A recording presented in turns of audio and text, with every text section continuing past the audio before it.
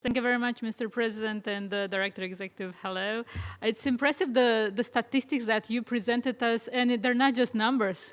Their lives. They're girls that are protected from female genital mutilation. There are a million of people that benefited of sexual and reproductive health services, gender-based violence. You ended, I mean, under your leadership, you ended so many pregnancies. So congratulations on what you've done, because you touched the hearts and the lives of so many people out of the 8 billion people on the planet.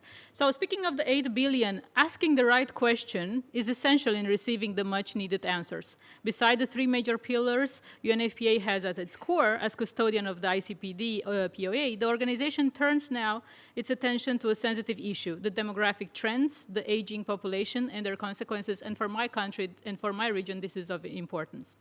The burning question today is not when the population will reach 10 billion, but what happens next and how climate change, conflicts, migration, rapidly growing population in developing countries versus aging population in developed countries will shape the future of humanity.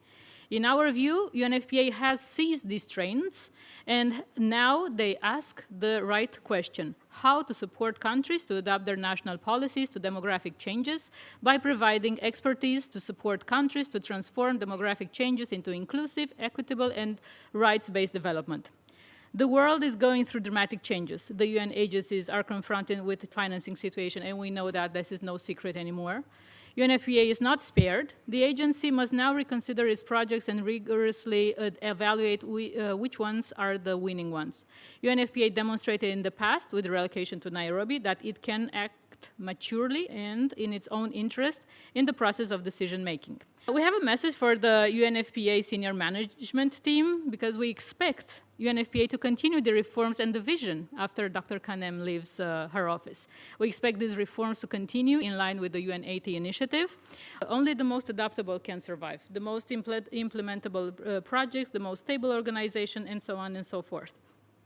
UNFPA has to reshape its priorities and to allocate the resources to the most valuable projects in continuing supporting the Agenda 2030, the ICPDA POA, and the human rights. The strategic plan 2026-2029 demonstrated that the organization is keen in continuing implementing its mandate, and we look forward for the discussion in August. Madam Executive Director, allow me to conclude with saying that you should be proud of the UNFPA achievements in the last 8 years, and you can be proud to be held responsible for all the lives that you have changed. I think this is something that each one in this room can want. And as you said on Friday at the joint UNDP, UNFPA, UNOPS, UNICEF, and WFP Executive Boards meeting, we are at a point when we can judge what can stay in our policies and our approaches and what can and should be discarded. UN80 is just a means to reaffirm the purposes of development agencies, and I thank you.